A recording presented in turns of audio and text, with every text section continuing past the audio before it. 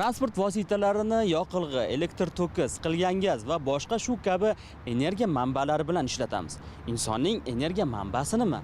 Bu oziq-ovqat iste'molidan yig'iladigan kaloriyalar hisoblanadi.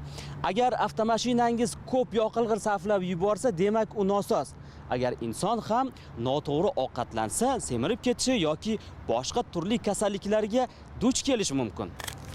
Semizlik kattalarda ikkinchi toifa qandli diabet, yurak-qon tomir kasalliklari va saraton xavfini keltirib chiqaradi. Vazn ortishi bugungi kunda nafaqat O'zbekiston, balki dunyodagi eng katta muammolardan hisoblanadi. Rivojlanayotgan mamlakatlarda ham semirish darajasi tez sur'atlar bilan o'sib bormoqda. Ortiqcha vazndan qattiq aziyat chekib kelayotgan va jismoniy faol bo'lmagan insonlar statistikasiga ko'ra, Xitoy, Hindiston va AQSh birinchi uchlikni egallagan. O'zbekistondachi shu yilning 13 fevral kuni prezidentimiz raisligida Olimpiya va Paralimpiya harakati ixtisoslashtirilgan va ommaviy sportni yangi bosqichga olib chiqish hamda aholi jismoniy faolligini oshirish chora-tadbirlariga bag'ishlangan videoselektor yig'ilishida bu masalaga alohida e'tibor qaratildi. O'rganishlarga ko'ra, aholimizning 44% jismoniy faol emas, 36% to'g'ri ovqatlanish qoidalariga amal qilmaydi. O'zbekiston aholisining 56% da ortiqcha vazn bilan bog'liq muammo bor. Eng achinarlisi, taxminiy prognozlarga ko'ra, 2050-yilga kelib jahonda 25 yoshdan kattalarning yarmidan ko'pi, ya'ni 3,8 milliard inson va 24 yoshgacha bo'lgan 746 million kishi ortiqcha vazn yig'ishi mumkin. Semizlik sog'liq uchun juda katta xavf tug'diradi. Ayniqsa kam harakatlilik ham sog'liqqa ziyon hisoblanadi. Hozir mana sivilizatsiya rivojlangan sari bizda kam harakatlilik kuzatilmoqda. Ya'ni biz masalan ko'pchilik ofisda, ya'ni kompyuter oldida kunini o'tkazadi, ish jarayonida. Albatta tavsiya qilinadiki, masalan imkoniyat bo'lishi bilan o'rindan turib yurish. Nima uchun? Chunki aynan o'sha kam harakatlilikni kamaytirish uchun. Undan tashqari ovqatlanishimizga ham juda katta e'tibor berishimiz lozim. Afsuski, ko'chada taklif qilinadigan oziq-ovqat mahsulotlari o'sha sog'lom ovqatlanish me'yorlariga to'g'ri kelmaydi. Ularda tuz ko'p, shakar ko'p, to'yingan yog'lar ko'p, trans yog'lar ko'p. Eng yaxshisi uy sharoitida sog'lom tayyorlangan ovqatlarni olib, ishda iste'mol qilgan ma'qul. Bunda masalan kun bo'yida ovqatlarning orasida tamaddiq bo'lish muhim va shu ularda shu sog'lom ovqatlanishga rioya qilishga ko'proq sharoit yaratiladi. Ortiqcha vazn tanamizda jiddiy kasalliklarning rivojlanishi uchun sharoit yaratib beradi. Shu bois ham yurtboshimiz tashabbusi bilan sog'lom inson, sog'lom millat umummilliy harakatiga asos solindi. Sog'lom ovqatlanish va jismoniy faollik targ'ibotini har bir oilaga olib kirish kerakligi ta'kidlandi. Salomatlikni saqlashda to'g'ri ovqatlanish eng muhim bosqichlardan. Qo'limda turgan mana bu 100 gram kremli shokoladda 580 kilokaloriya mavjud. Bu roppa-rosa 1 kilo olma va 3 kilo bodring kilokaloriyasiga teng. Umuman olganda ayollar bir kunda 1800-2000, erkaklar esa 2500 kilokaloriyali oziq-ovqat mahsulotlarini iste'mol qilishi me'yor hisoblanadi. Endi tasavvur qiling. Siz 400 gram kremli shokolad yeyish orqali bir kunlik me'yorni to'liq bajarib qo'yishingiz mumkin. Tez tayyor bo'luvchi va tarkibida kanserogen moddalar ko'p bo'lgan mahsulotlar kilokaloriyasining yuqoriligi bo'yicha kremli shokoladdan qolishmaydi. Fast food, kartoshka frey yoki chipslar, dudlangan go'sht, kolbasa, sosiska, gazlangan ichimliklar hazm qilish sekinligi sabab ortiqcha vazn yig'ilishiga sabab bo'ladi. Yog'li ovqatlar tarkibida ham yetarlicha kilokaloriyalar mavjud, biroq o'zbek milliy taomlari tezda hazm bo'lib ketishi bilan ustunlik beradi. Agar siz o'rtacha 300 gram palov iste'mol qilsangiz 900 kilokaloriya yig'asiz.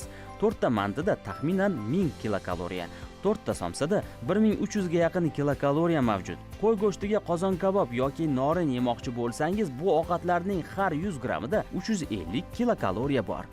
Erkak kishi o'rtacha 2500 kilokaloriya ishlatishi me'yor bo'lsa, to'y tomosha, ma'raka, yig'ilish, gap, nahorgi osh kunlik shirin tashvishlarimizdan biri.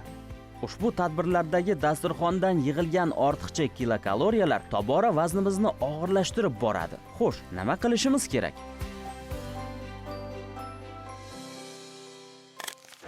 Yegan ovqatlarida kaloriya miqdori ko'p bo'lsa, odamning tanasida yog' paydo bo'ladi. Bu yog'lar semizlikka olib keladi.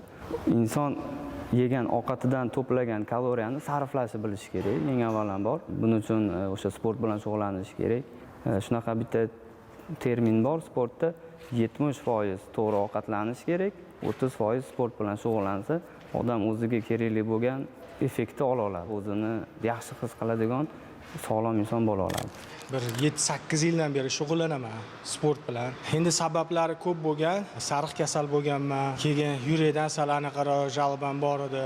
Semirish tez moyillashgani uchun shug'ullanib yurganman. Sog'lig'im yaxshi, tetik his qilish uchun. O'zi 1-2 marta analizlar topshirganman, analizlarim yomon chiqqan, qon quyulashgan, qon yog'ilashgan, jigar yog'ilashgan. Suyuli iching, sport bilan shug'ullaning. Shunga o'xshagan narsalar bo'lgandan keyin o'sha tavsiyadan keyin o'sha tavsiyaga asosan yana amal qilib, o'sha davom ettirib, yanada kuchliroq bosim qilib shug'ullanishni davom ettirib kelyapmiz. Shuncha yil davomida o'zgarishlar yaxshi, o'zimni yaxshi his qilishni boshladim. To'g'ri, ovqatlanish juda katta rol o'ynaydi. Endi agar bundoq bo'lib tashlaydigan bo'lsak, oldin yog'li narsalar, non, shirinliklar ko'p yerdim. Trenovkani ham davom ettiraverardim. Katta o'zgarish bo'lmasdi. Yog' tanadan ketmaydi, baribir ham turaveradi. Yillar davomida trenovka qilib yurganimda o'zgarish bo'lmagandan keyin o'sha to'g'ri oziqlanishga o'zim uchun dieta qilishni boshlaganimdan keyin 98 kilo edim. Hozirgi kunda 88 kiloman. To'la semiz odamlarga sport bilan shug'ullanishi va to'g'ri ovqatlanishni tavsiya etaman. Tumanimiz miqyosida hozir har bitta mahallada, har bitta maktablarda sport maktabidan professional darajadagi murabbiylar, trenerlar jalb qilindi. Aholini sport bilan shug'ullanishga, qamrovini kuchaytirishga va ularda tajribasi bor, iqtidori bor sportchilarni professional sportga yo'naltirish uchun hozir keng ko'lamli ishlarni boshlab yuborganmiz. Semirishdan ko'ra ozg'inlik salomatlik uchun jiddiyroq xavf tug'dirishini bilarmidingiz? Haddan tashqari ozg'inlik erta o'lim xavfini erkaklarda 140 va ayollarda 100% ga oshiradi. Jismoniy faollik bo'lmasa, yig'ilgan kilokaloriya sarfi ham susayib, semirishingiz yoki aksincha tanada energiya jamlash faoliyati buzilib, ozib ketishingiz mumkin. Yoshlarimizni mana fitnes zallariga borib, o'sha go'sht ko'paytirish, ya'ni o'zida mushaklarni rivojlantirish yo'nalishida harakatlari bo'yicha. Buni albatta muhim ahamiyatga ega jismonan faol bo'lish. Chunki agar bizani jismonan faol bo'lmasak, bizda o'sha mushaklar rivojlanmaydi. Mana biz harakat qilganimizda, jismoniy faollik bilan shug'ullanganimizda bilamizki, og'riq sezamiz. To'g'rimi? Og'riq sezganimiz bu o'sha mushaklar to'qimalarimiz yirtiladi, qo'pol qilib aytsa, yirtiladi va shunda biz o'sha ovqatimizdagi oqsillardan foydalangan holda badanimiz o'sha mushakni yamaydi va mushakni yamash jarayonida u kengayadi, ko'payadi. Shuning uchun agar yoshlarimiz masalan gadjetlar yoki kompyuterlar oldida ko'p o'tirib, mushaklarni rivojlantirmasa, ozg'in bo'lsa, bu ularni sog'lig'iga katta zarar bo'ladi. Chunki agar mushaklar kamaysa, o'sha sarkopeniya kasalligi kuzatilishi mumkin, ya'ni erta qarish, immunitet pasayishi mumkin va har xil kasalliklarga moyillik ortishi mumkin. Hattoki suyaklarni yumshashi kuzatilishi mumkin. Chunki biz bilamizki, inson qanchalik harakatda bo'lsa, shunchalik suyagi baquvvat bo'ladi. O'sha minerallar bilan to'yish ehtimoli yuqori bo'ladi. Shuning uchun albatta ozg'inlikka ham alohida e'tibor berish lozim. Asosiy vaqtini ish stolida o'tkazadigan insonlar ham ko'pincha turli kasalliklardan aziyat chekishadi. Biroq to'g'ri ovqatlanish, sport bilan shug'ullanish bunday vaziyatda insonning yurak tizimini yaxshilab, jismoniy tetiklikni va tafakkurlash energiyasini yanada mustahkamlaydi. Talabchanlikni oshiradi. Oliy Majlis Qonunchilik palatasi deputati Dilnoza Azizova ham ana shunday talabchan insonlardan. Qahramonimiz asosiy vaqtini ish joyida o'tkazadigan hamyurtlarimizga o'rnak bo'la oladi. Sog'lom turmush tarzi kechirish, sog'lom ovqatlanish, sport bilan shug'ullanish talablari bu eng avvalo insonni o'ziga, o'z shaxsiyatiga, tanasiga zarurat hisoblanadi. Bugun mahallalarda shu workoutlarni tashkil qilinishi, yugurish maydonchalari yoki velosiped uchun yo'lakchalarni tashkil qilinishi ham mana shu ommaviy tarzda marafonlar, yurish marafonlari yoki yugurish marafonlarini tashkil qilib borilishi ham mana shu aholimiz o'rtasida sportni, sog'lom turmush tarzini targ'ib qilishga qaratilgan chora-tadbirlardan biri deb aytsak ham bo'ladi. Bugungi kunda deyarli deyarli barcha vazirlik va idoralarda mutaxassislarni sog'lomlashtirishga qaratilgan chora-tadbirlar olib borilyapti va Oliy Majlis Qonunchilik palatasida ham xuddi shunday tadbirlardan biri mana yaqindagina 8-mart Xalqaro xotin-qizlar bayrami munosabati bilan ayollar o'rtasida sport musobaqalari tashkil etildi. Bu bevosita ayollarimiz o'rtasida mana shu sog'lom turmush tarzini targ'ib qilishga qaratilgan bir tadbir bo'ldi desak, adashmagan bo'lamiz. Mehnat qilmaslik, dangasalik, gadjetlarga bog'lanish turli kasalliklarni rivojlantiruvchi muhit hisoblanadi. Bunday illatlarga qarshi kurashish, yoshlarni vaqtini mazmunli o'tkazish, iqtidorli yoshlarni ajratib olish maqsadida har bir mahallada sport targ'ibotlari kuchaytirilmoqda. 2024-yil dekabr oyidan boshlab hurmatli prezidentimiz tashabbusi bilan har payshanba jismoniy tarbiya sport kuni deb belgilangan.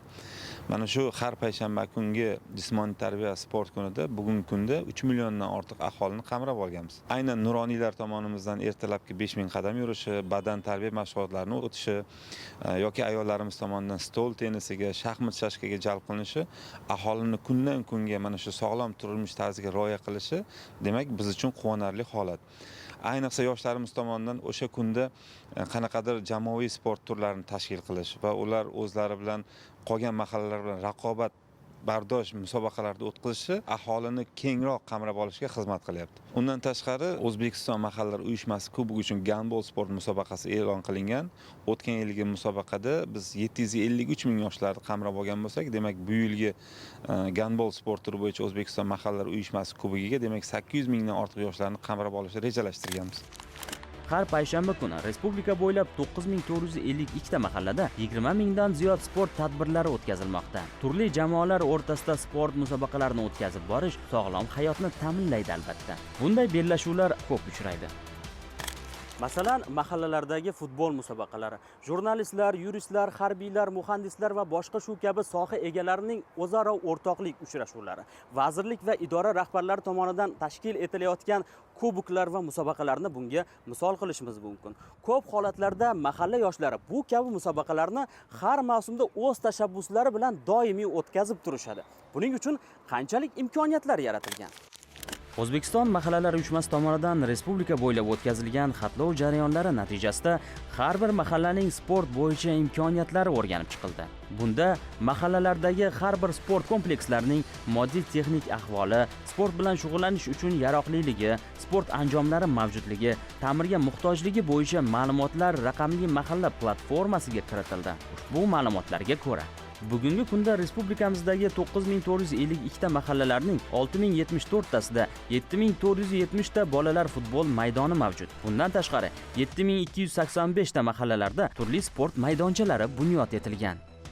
13-fevral kuni prezidentimiz tomonidan o'sha sektor yig'ilishidan so'ng ommaviy sport rivojlantirish va sog'lom turmush tarzini targ'ib qilish bo'yicha talaygina ishlar amalga oshirildi. Birinchidan o'sha mahallalarda bizlar klublar ochdik, bolalarimizni klublarga chaqirib, ulardan seleksiya qilib sport maktabimizga olish va shuningdek futbol bo'yicha mahallalarda har xil musobaqalar o'tkazilyapti. Shuningdek hozir mana mart oyidan 5 tashabbus olimpiadasi start berildi. Shashka, shaxmat bo'yicha sport musobaqalari o'tmoqda. Undan so'ng workout, gimnastrada, voleybol, futbol va mini futbol bo'yicha musobaqalar o'tkaziladi.